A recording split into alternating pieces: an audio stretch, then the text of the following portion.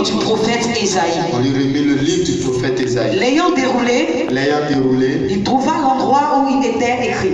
Il trouva l'endroit où il était écrit. L'Esprit du Seigneur est sur moi. L'Esprit du Seigneur est sur moi. Parce qu'il m'a oint pour annoncer une bonne nouvelle aux pauvres. Il m'a oint pour annoncer une bonne nouvelle aux pauvres. Il m'a envoyé pour guérir ceux qui ont le cœur. Il m'a envoyé pour guérir ceux qui ont le cœur brisé.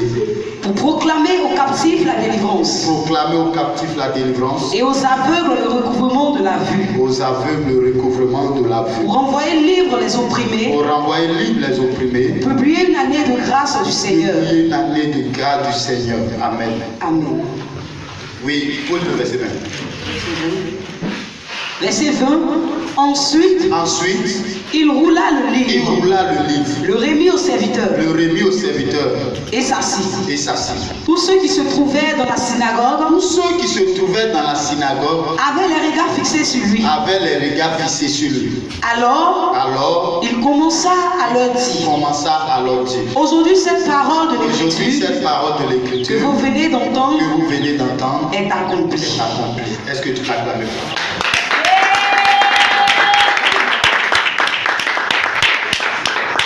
Gloire à Jésus. Qui voit là où on s'en va. Ce matin, je vais parler de ce petit point. Dieu change l'identité de ceux qui le cherchent. Amen. Dieu change l'identité de ceux qui le cherchent. La Bible nous dit ici que Jésus avait pour coutume. Jésus venait à l'église. Et pendant que je suis en train de te parler, je suis en transe. Jésus avait pour coutume d'être à l'église, d'être dans la synagogue. Mais le rôle que Jésus jouait, c'est qu'il lisait la Bible, ou bien le livre, la Bible, la parole de Dieu, comme notre fille vient de lire.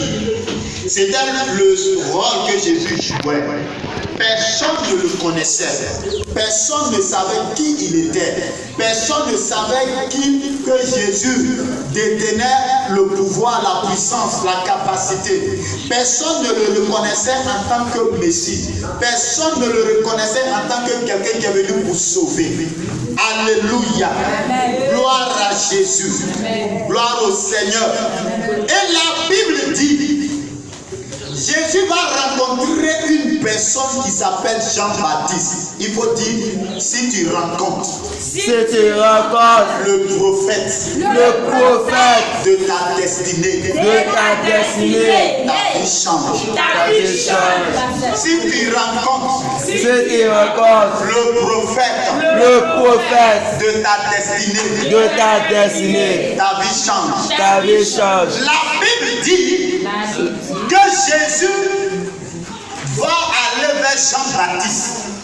Parce que Jean baptisait les gens dans le Jourdain. Et Jésus va s'y rendre. Lorsqu'il s'est rendu, la Bible dit que Jésus s'est fait baptiser aussi. Et lorsqu'il se fit baptiser, il y a quelque chose qui va bouleverser le ciel. La Bible dit qu'une colombe est descendue sur Jésus-Christ. Et cette colombe qui est descendue sur lui était le Saint-Esprit. Amen. Alléluia.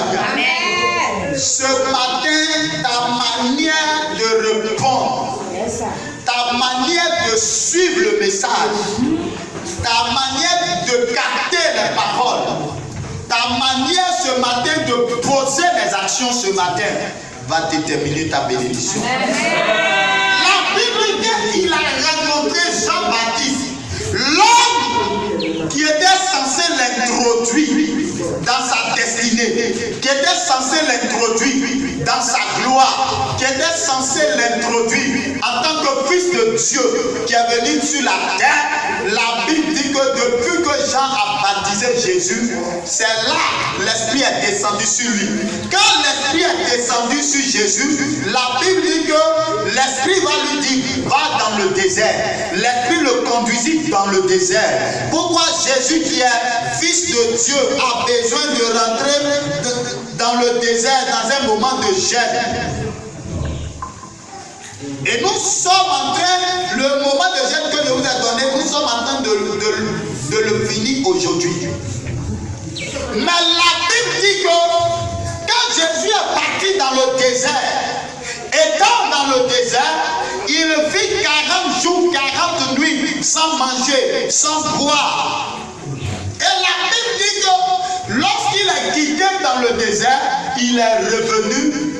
Non pas la même personne, mais il est revenu une nouvelle personne. Amen. Il est revenu une nouvelle race. Amen. Hier, les gens le regardaient comme une personne ordinaire. Hier, les gens le regardaient comme quelqu'un qui n'avait pas d'importance. Mais lorsque Jésus a fini ce temps de jeûne, lorsqu'il a rencontré l'homme de sa destinée et qu'il a exécuté la deuxième action, qui était le moment de jeûne, la Bible dit que sa vie n'a plus jamais été la même. Amen. Alléluia. Amen. Gloire à Jésus. Amen. Et la Bible dit que lorsque Jésus est revenu dans le temps, la Bible dit pour coutume là, quand il vient, c'est lui qui lit. On dit, Jésus, il faut prendre la Bible, il faut lire. Et quand il finit de lire, ce n'est pas lui qui explique. C'est quelqu'un d'autre qui explique. Mais ce jour-là, la Bible dit qu'il a pris le livre et qu'il a fini de lire. Il est regardé. D'habitude, il finit de lire. C'est quelqu'un qui explique. Mais ce jour-là, il a fini de lire. La Bible dit qu'il s'est assis et puis il a commencé à le regarder. Parce qu'en Israël, c'est le Messie qui a l'autorité d'expliquer cette parole-là. Et la Bible dit qu'il a pris le livre, il a pris l'endroit où le prophète Esaïe avait prophétisé le concernant. Et la Bible dit que lorsqu'il a fini de lire le livre, il s'est assis et il les a regardés et dit cette parole-là est accomplie aujourd'hui. C'est pourquoi je suis en train de t'annoncer. Toi qui as fait les 21 jours, je suis en train de t'annoncer que c'est la fin de ta souffrance. Amen. Amen. Alléluia. Amen. Hier, on te regardait, on ne te considérait pas. On te regardait, tu n'avais pas d'importance. Mais la Bible dit que Jésus n'avait pas d'importance dans le temps. Jésus n'avait pas de parole. Sa seule parole, c'était de faire la lecture. Mais ce jour-là, lorsqu'il a commencé à parler, à expliquer la parole, la Bible dit que les cœurs des gens ont commencé à les frapper. Leur cœur a commencé à dire intérieurement, mais celui-là, qu'est-ce qu'il détient? Il détient quelque chose de nouveau. Ce n'est pas comme avant. Quand il parle, je sens qu'il y a quelque chose qui se passe. Quand il parle, je sens qu'il y a un courant qui me traverse. Il y a quelque chose qui me traverse. Alléluia. Amen. On commençait à le regarder. Et voici, il dit cette parole-là est accomplie. C'est pourquoi je suis en train de t'annoncer. Les prières que tu as adressées à Dieu sont accomplies au nom de Jésus. Amen. Kaboshi takalaba. Ribobo shakayaba sunte kerebo. Galuka sunte kerebo. Donc je suis en train de t'annoncer que quand les gens te regardent, on ne te considère pas. On te voit passer. De la manière tu es simple. On dit mais lui là même c'est qui? Quand hier même tu parles des bonnes choses aux gens, on ne te considère pas. Tu fais des travaux pour les gens, on ne te considère pas. Mais ce matin, je dis les choses changent dans ta vie. Amen. J'étais allé dans... Quand mon père spirituel venait à Abidjan en son temps, dans les années 2012, il dormait dans une maison. vers, comment on appelle le quartier là, Maraoué. Parce qu'il avait mis un homme de Dieu là dans le but de commencer l'église à Abidjan. Et quand le vieux vient, c'est là-bas, il dort. Et l'homme de Dieu voulait laisser la maison parce qu'il devait se rendre sur San Pedro, donc il devait laisser la maison. Et j'étais là, l'Esprit de Dieu me dit, mon fils, fais un programme de 2 semaines avec moi. La maison dans laquelle ton père spirituel va, il dort là. Le lit sur lequel il va, il dort là. Va, c'est là-bas tu vas aller faire ce programme. Et l'homme de Dieu lui partait sur San Pedro. Moi, je suis parti dans cette chambre. Et puis, je suis allé faire les cailles. Et c'était la première fois que je faisais un moment de jeûne sec à 10 jours secs. J'ai prié. Je suis allé avec ma Bible et puis un livre de papa David de Popo. Je prie, je jeûne. Et puis le Seigneur m'a dit, à partir d'aujourd'hui, je vais t'élever. Amen. Il y a des onctions qui changent la vie. Amen. Il y a des onctions qui changent la destinée. Alléluia. Amen. Et là où un point de Dieu est passé, si tu passes là et que tu as l'esprit du discernement, tu peux prendre quelque chose. Amen. Alléluia. Et c'est ainsi que quand j'ai fini mon moment, l'onction de Dieu s'est reposée sur ma vie jusqu'à aujourd'hui. À ce moment, j'étais quelque part, je suis allé dans une église quelque part pour aider. Les gens me faisaient bizarre. Mais quand j'ai fini mon moment, là, que je suis arrivé là, le poste que je devais occuper là, ils m'ont donné ce poste. Et tellement le Seigneur m'a donné de l'influence là-bas, les gens même ont commencé encore à me combattre, à me jalouser. Parce qu'ils pensaient que j'étais de ceux qui viennent dans les églises, qui cassent les églises. Moi, je ne joue pas ce rôle. Alléluia. Amen. Gloire à Jésus. Et la Bible dit que quand Jésus a fini, sa vie n'a plus jamais été la même. Amen. Et les gens maintenant ont commencé à venir avec des malades de part et d'autre. Ce matin, tu viens de finir ce moment de jeûne. Mais je t'annonce que Jésus va changer ta vie. Amen. Il est venu me dire, papa, quand tu as fini de poser l'action là, les gens m'ont appelé, je t'ai dit, est-ce que l'action que j'ai posée pour toi, est-ce que toi tu connais l'action que j'ai posée pour toi? Ce que tu as eu là, c'est pas pour ça que j'ai posé ça. Si tu savais l'action que j'ai posée pour toi là, tu allais devenir millionnaire maintenant. Amen. Alléluia. Amen. Parce qu'il faut comprendre les choses spirituelles. Et si tu ne comprends pas les choses spirituelles, tu vas passer à côté. À côté de ta destinée. Jésus a compris que Jean-Baptiste était l'homme de sa destinée. Jésus a compris que Jean-Baptiste devait l'introduire dans son ministère. Et la Bible dit que lorsqu'il est parti et qu'il est revenu, sa vie a changé. Tu as observé ce moment de jeûne. Jésus a parti aussi observer ce moment de jeûne. Lui, il a observé 40 jours. Quand il est revenu là, les choses ont commencé à changer dans sa vie. Donc il faut que ce moment de jeûne que tu as observé là, que les choses changent dans ta vie. Amen. À partir d'aujourd'hui. Amen. Au nom de Jésus-Christ. Amen. Amen. Hier c'était l'échec.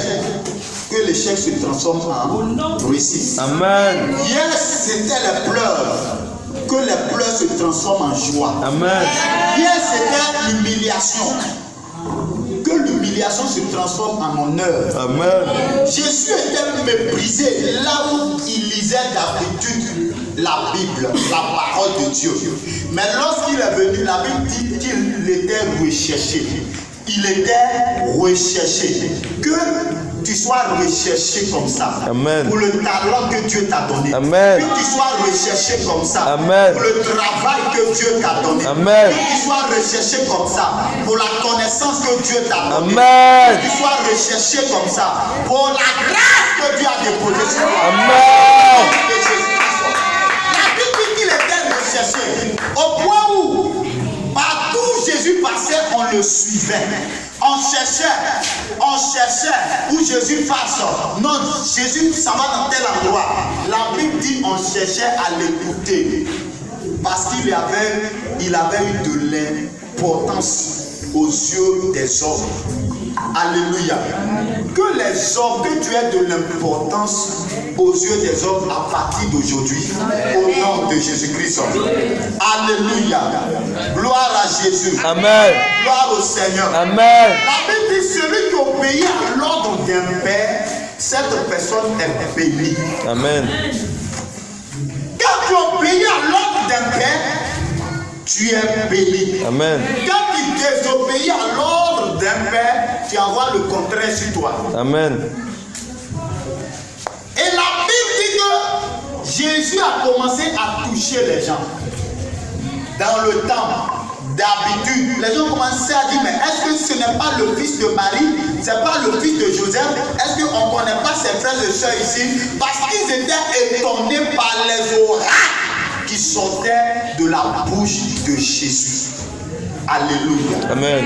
Gloire à Jésus. Amen. Dieu est bon. Amen. Dieu est puissant. Amen. Dieu est merveilleux. Amen. Et je vous ai dit le premier jour que Jésus qui était venu, il était descendant de 42 générations. Donc Jésus, pour qu'il puisse réussir, pour que sa gloire, sa renommée puisse s'éclater, il fallait que Jésus rentre dans la présence de Dieu pour lutter. Quand il est rentré dans la présence de Dieu pour détruire la malédiction de ces 42 générations, sa vie n'a plus jamais été la même. C'est pourquoi je t'annonce, toi tu as observé ces moments de gêne, que le Seigneur brise la malédiction générationnelle sur ta vie. Amen. La malédiction générationnelle de ta famille sur ta vie. Amen. Le Seigneur brise la malédiction générationnelle sur ta vie. Amen. Oh, de Jésus-Christ. Amen. Comment Jésus a eu besoin d'aller gêner pour traiter ces 42 générations-là dans la prière et dans le jeûne? Et puis toi, tu refuses de gêner. La Bible dit que Jésus allait traiter cela. Sinon qu'il était simple lecteur. Sinon qu'il était simple lecteur. Sinon qu'on ne le considérait pas. Sinon qu'on ne le voyait même pas même. C'est-à-dire, tu es une personne. Dieu t'a dit qu'il va t'élever, mais quand tu parles, personne ne considère ta parole. Amen. Parce que la malédiction générationnelle qui était là, si elle n'est pas brisée, personne ne va te considérer. Amen. Donc Jésus qui est Dieu, mais la Bible dit qu'il est venu en tant qu'homme sur la terre. Il avait aussi besoin de gêner, de traiter ces malédictions pour que sa gloire, sa puissance, son statut puisse sortir. Quelqu'un qui était ordinaire, il rencontre l'homme de sa destinée. Quand il vient de rencontrer l'homme de sa destinée, l'esprit l'oriente dans le désert. Il sort du désert, il n'est plus la même personne. Alléluia. Alléluia. Gloire à Jésus. Amen. Quand tu viens dans la maison de Dieu, tu n'es pas venu pour t'amuser. Tu n'es pas venu pour regarder quelqu'un. Tu es venu pour suivre le Seigneur et pour obéir au prophète de ta destinée. Amen. Si le prophète de ta destinée te donne des ordres que tu fais à ta manière, tant pis pour toi. Alléluia. Que Dieu te bénisse. Que la grâce de Dieu soit avec toi. Amen. Que la grâce de Dieu soit avec toi. Amen. Je connais un autre homme. Il s'appelle Naaman le Syrien. Naaman le Syrien, dans sa famille, dans sa génération, ils avaient la lèpre. Donc, c'est-à-dire, dans sa descendance là, tout le monde a la lèpre. Donc, si tu veux là, il faut aller naître aux États-Unis, il faut aller naître en Amérique, mais c'est collé dans ta lignée. Et comme c'est collé dans ta lignée, tu dois naître de lèpre. Donc ça veut dire que ces enfants qu'il allait mettre au monde aussi allaient naître de lèpre. Pourquoi? Parce que c'est une malédiction générationnelle. Et cette souffrance-là, tout le monde doit subir ça. Mais la Bible dit qu'un jour, il faut dire un jour. Un jour. La Bible dit qu'un jour, une petite fille, une Israélite va dire, mon maître là, sa maladie qui est sur lui là, si ça va voir le prophète qui est en Israël là, sa maladie là va finir. Amen. Alléluia. Amen. Et la Bible dit que sa maîtresse a entendu la parole que la petite fille a dit. Sa maîtresse également va parler à son mari. Son mari aussi va obéir. Et il va prendre des gardes parce qu'il était général de l'armée de la Syrie. Et la Bible dit que le roi en son temps va prendre une note. Il dit va donner au roi d'Israël. Il fallait lui donner pour qu'il te guérisse. Amen. Quand le roi a reçu la lettre, il dit, vous voyez, il est en train de chercher par là. Ça là, ce n'est pas des provocations qu'il est en train de me chercher comme ça. Élisée était sur lui là-bas, il dit, laissez-le venir à moi. Il saura qu'il y a un prophète en Israël. Alléluia. Amen. Les gens sauront qu'il y a un prophète dans ce quartier. Les gens sauront qu'il y a un prophète dans ce quartier. Amen. Les gens sauront qu'il y a un prophète à Abidjan. Amen. Alléluia. Ils sauront qu'il y a un prophète ici. Amen. Alléluia. Amen. Et la Bible dit, lorsqu'il va venir, le prophète Élisée va même pas sortir, même pas le rencontrer. Ce qui veut dire que le prophète n'est pas obligé de faire ce que toi tu t'attends. Parce que le prophète n'est pas ton prophète. Le prophète, c'est le prophète de Dieu. Amen. Il écoute Dieu et puis il exécute. Parce que le rêve que plusieurs font, ils disent mon prophète. Je ne suis pas ton prophète. Je suis le prophète de l'Éternel. C'est vrai, je suis ton père, mais je ne suis pas ton prophète. Je suis le prophète de l'Éternel. Amen. Alléluia. Amen. Naaman va se mettre dans tous ces états. Mais moi, je pensais que quand j'allais venir, le prophète même allait sortir. Et puis, il allait venir me rencontrer. Qui t'a dit que tu es général là? C'est sur tout le monde que tu es général. Tu es général dans ton pays, dans ton armée. Mais tu n'es pas général là où Dieu a élevé ses serviteurs. Amen.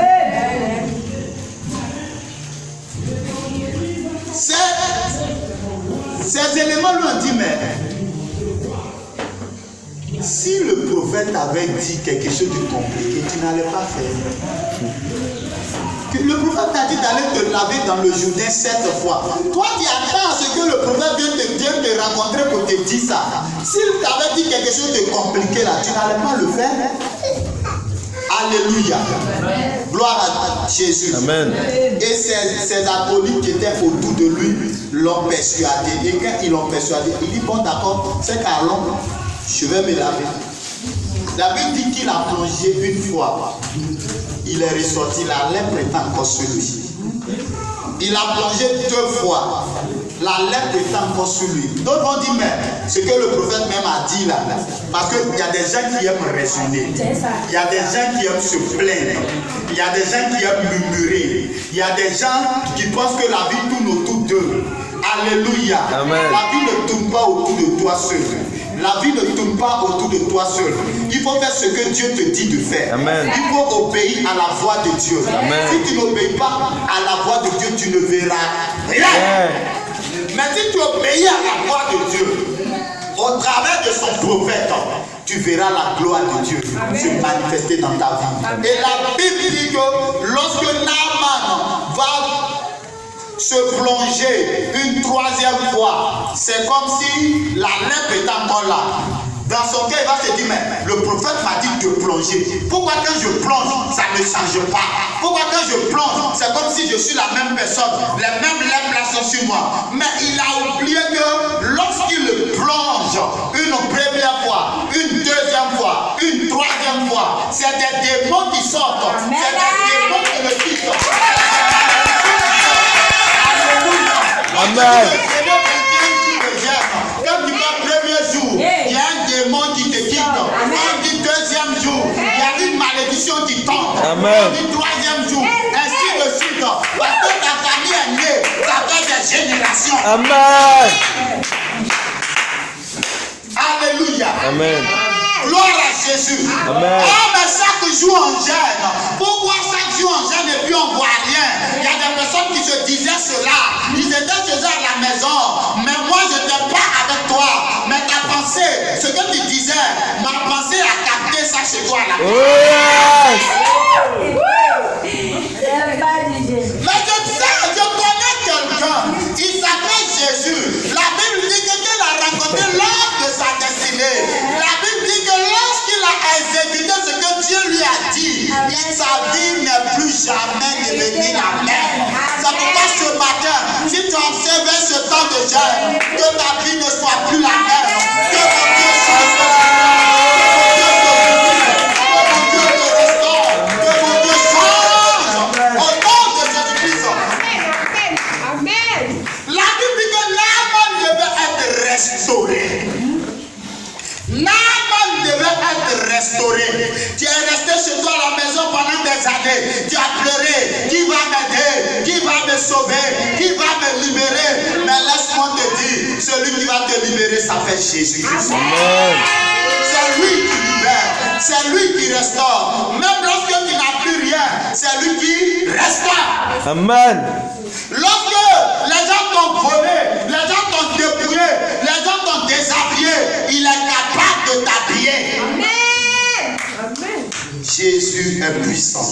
Amen. Jésus est grand.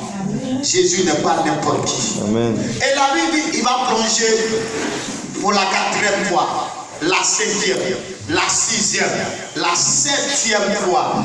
Quand tous ces démons générationnels, toutes ces malédictions sont tombées, la Bible dit qu'elle a plongé pour la 7e fois. La Bible dit son corps est devenu comme le corps d'un bébé. Est-ce que tu peux acclamer?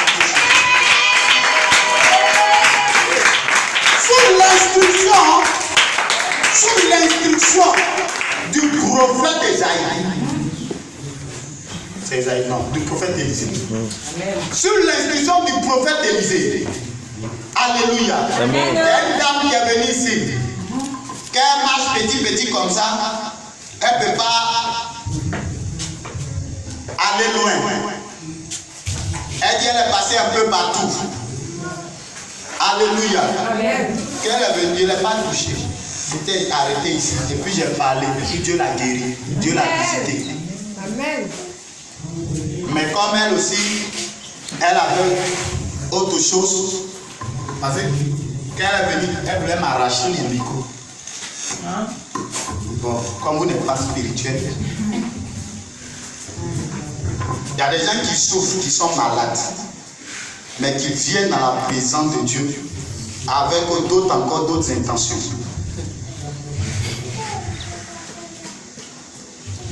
Alléluia. Donc si elle arrivait à arracher mon micro, c'est comme si elle arrachait mon ministère.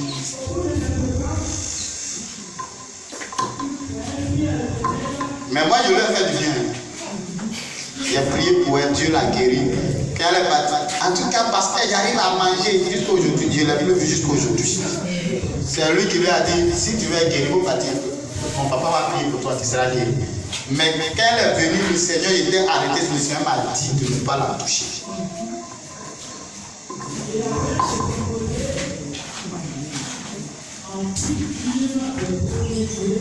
Alléluia. Amen. Gloire à Jésus. Amen. Que Dieu te bénisse. Amen. Que la grâce de Dieu soit avec toi. Amen. Dans ce moment de jeûne que tu as observé, Dieu va changer ta vie. Amen. Dieu va te visiter. Amen. Dieu va restaurer ce que tu as perdu. Amen. Dieu va changer ton identité. tu vas voir des choses. Il a dit cette année est une année de gloire. Tu vas voir des choses. Tu vas commencer à avoir de l'argent. Mais quand tu vas commencer à avoir de l'argent, s'il te plaît, s'il te plaît, s'il te plaît, je n'ai pas le temps. Mon travail me prend du temps. Pendant que tu as la clé de la voiture, quand tu fais ping, ping, ping, ping, ping, tu montes quand tu veux, tu sors quand tu veux, tu viens aucune quand tu veux. Si tu commences à faire ça, ça va partir. Tu cherches mariage, Dieu va te donner mariage. Mais si tu dis ça à cause de ton enfant, tu ne deviens pas au culte, le mariage sera mélangé. Amen.